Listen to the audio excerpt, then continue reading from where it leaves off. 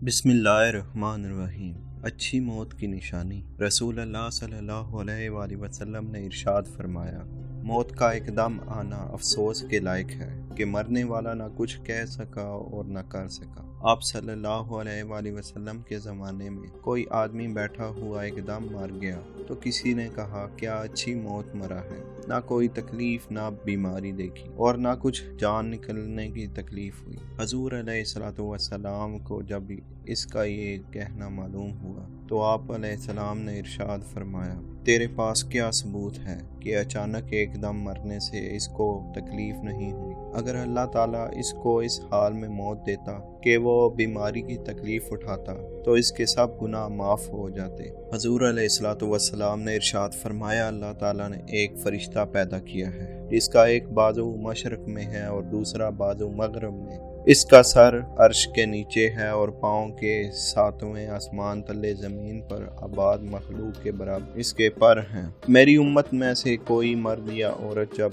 मुझ पर दरूद भेजता है तो अल्लाह ताला इसको हुक्म देता है कि अर्श तले वाक़या बहरे नूर में गोता लगाए और वो गोता जान होता है। फिर बाहर निकलकर अपने बाजू यानी पर झाड़ता है तो इसके परों में से कतरे गिरते हैं। अल्लाह ताला हर कतरे से एक फरिश्ता पैदा करता है जो इसके लिए क़यामत तक बख्शिश मांगता है। अल्लाह को कौन लोग पसंद नहीं।